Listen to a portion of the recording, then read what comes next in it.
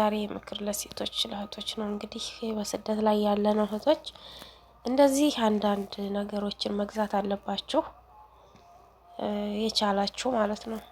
የቻላችሁ በአሁን ሰዓት ላይ ያው ስራም የጠፋበትም ሰዓት ቢሆንም የምንሰራ ልጆች አለን እና ሰራንም አልሰራንም ዞሮ ስደት ላይ እያለን እየሰራን ያለ ነው። ግን ይሄ ጥሬ ገንዘብ ነው።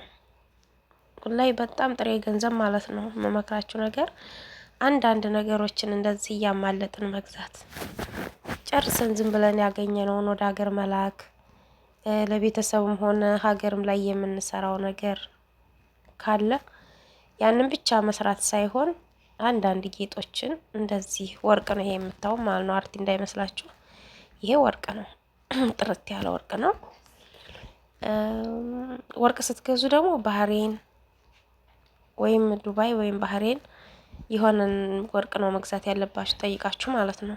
ማለትም ኢትዮጵያ ላይ ሲሄድ ዋጋ የሚያወጣው እሱ ነውና ስንሸጠው ዋጋ ያወጣልና ኢትዮጵያ ላይ ሊቸግረን ይችላል። ወይም ለማላወጥ የሆነ ነገር ቢቸግረን ለምን ስለሸጥ ነው ዋጋ ያወጣልና ማለት ነው። እና እነዚህ ቀለበቶች ቀለል ያሉ ናቸው እንግዲህ።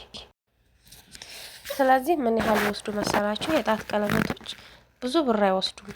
ማለትም ብዙ ብር የሚወስዱ ደግሞ በጣም ትላልቅ ግራማቸው ትላልቅ የሆነ ነው።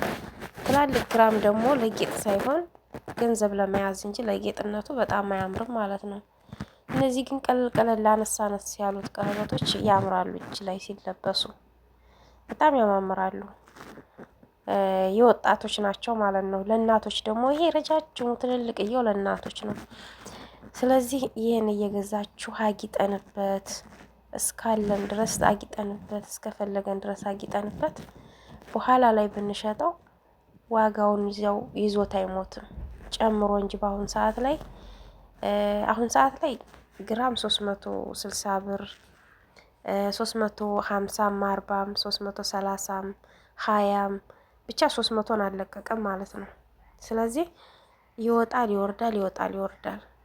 እንደ ድሮ አይደለም። ለምሳሌ ድሮ ጊዜ በ160 የገዛን ልጆች አለን። በ250 የገዛን አለን። በ210 20 30 የገዛን አለን። በ180 እንደዛ አሁን ላይ ቢሸጥ እንግዲህ አጊጠንበታል።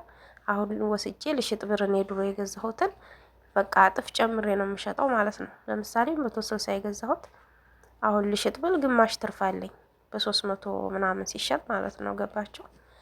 ስለዚህ ወርቅ እየጨመረ እንጂ እየቀነሰ እየሄደ ስላልሆነ ልክ ጥሬ ገንዘባችሁን እንደ ማስቀመጥና እንደ ትርፍ ነገር ነው የሚታየው። ወርቅ ግዙ።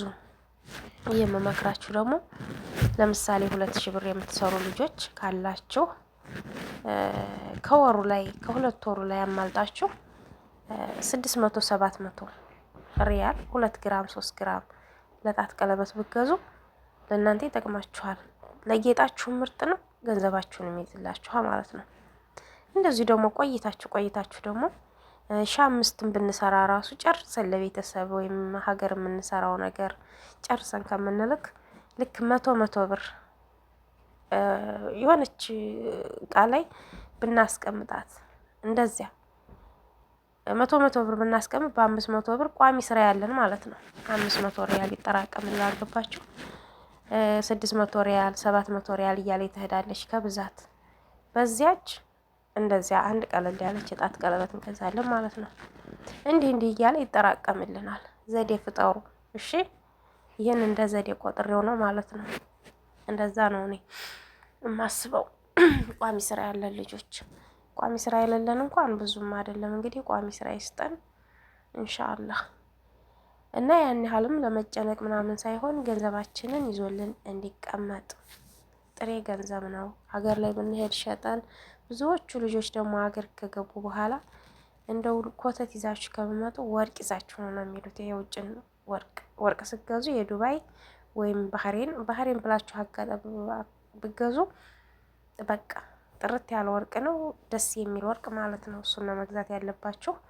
የሳኡዲ የሚለውን ወርቅ እንዳትገዙ ማለት ነው። ወርቅ ቤት ስትሄዱ ጠይቋቸው። ይሄ የየት ወርቅ ነው? ባህሬን ነው የምፈልገው በሏቸው። ይሰጧችኋል እነሱ ማለት ነው።